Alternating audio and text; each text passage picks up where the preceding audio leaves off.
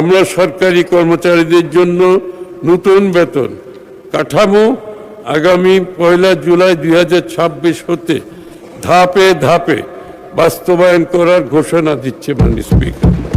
Banking খাতে আন্তর্জাতিক মানদণ্ড ভিত্তিক ঝুঁকি ব্যবস্থাপনা, মূলধন পর্যাপ্ততা এবং কর্পোরেট গভর্নেন্স নিশ্চিত করা হবে, যাতে আর্থিক প্রতিষ্ঠানসমূহ দীর্ঘমেয়াদী স্থিতিশীল ও প্রতিযোগিতামূলক হয়ে উঠতে পারে।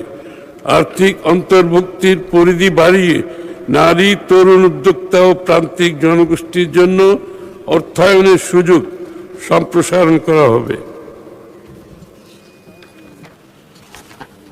মাননীয় স্পিকার, আমাদের সরকার দেশের অর্থনীতির পুনর্গঠনের অংশ হিসাবে একটি আধুনিক, শক্তিশালী, টেকসই আর্থিক ব্যবস্থা গড়ে তোলার লক্ষ্যে ব্যাংক ও পুঁজিবাজার খাতে কাঠামোগত সংস্কার বাস্তবায়ন করতে বদ্ধপরিকর।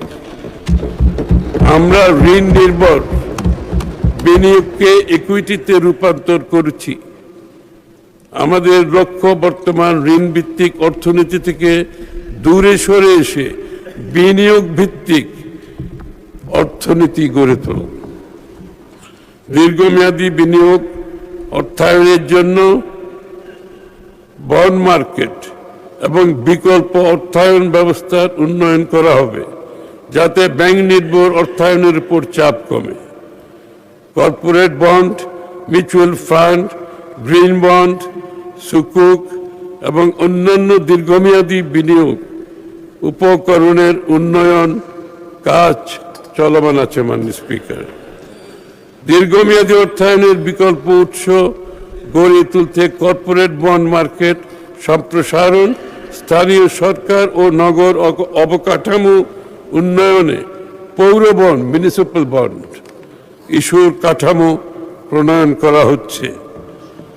মাননীয় স্পিকার, সরকার শিল্প, সেবা, ক্ষুদ্র ও মাঝারি উদ্যোগ, তথ্য প্রযুক্তি এবং আধুনিক কৃষিভিত্তিক শিল্পে কর্মসংস্থান সম্প্রসারণকে সর্বোচ্চ গুরুত্ব দিচ্ছে।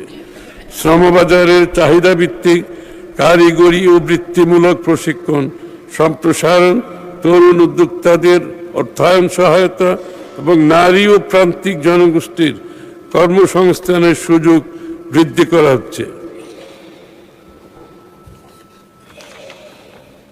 মেধাভিত্তিক বাংলাদেশ বিনির্মাণের লক্ষ্যে সকল ধরনের নিয়োগ, বদলি ও পদোন্নতিতে মেধা, সততা, দক্ষতা, অভিজ্ঞতা, প্রশিক্ষণ, যোগ্যতাই প্রধান মাপকাঠি হিসেবে বিবেচনা করা হবে।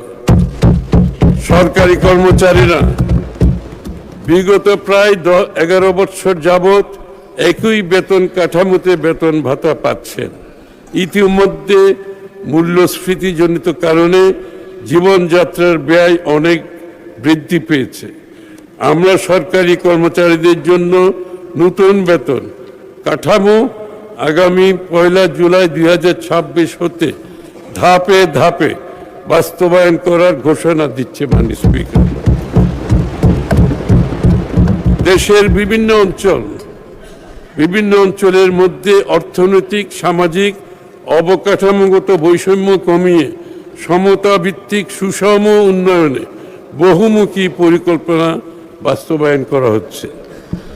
মাননীয় স্পিকার, এবারে বাজেট প্রণয়ন ও সরকারের মধ্যমেয়াদী নীতি কৌশল নির্ধারণে বাজেট পূর্ববর্তী অংশীজনদের সাথে ধারাবাহিক আলোচনায় প্রাপ্ত সুপারিশ সমূহ সক্রিয় বিবেচনায় নেওয়া হয়েছে।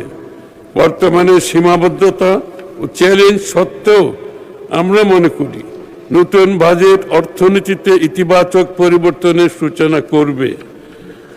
বিনিয়োগ বান্ধব পরিবেশ সৃষ্টি, কর্মসংস্থান সৃষ্টি, উদ্যোক্তা বিকাশ এবং উৎপাদনশীল খাতের সম্প্রসারণের মাধ্যমে অর্থনীতিকে আরও গতিশীল, শক্তিশালী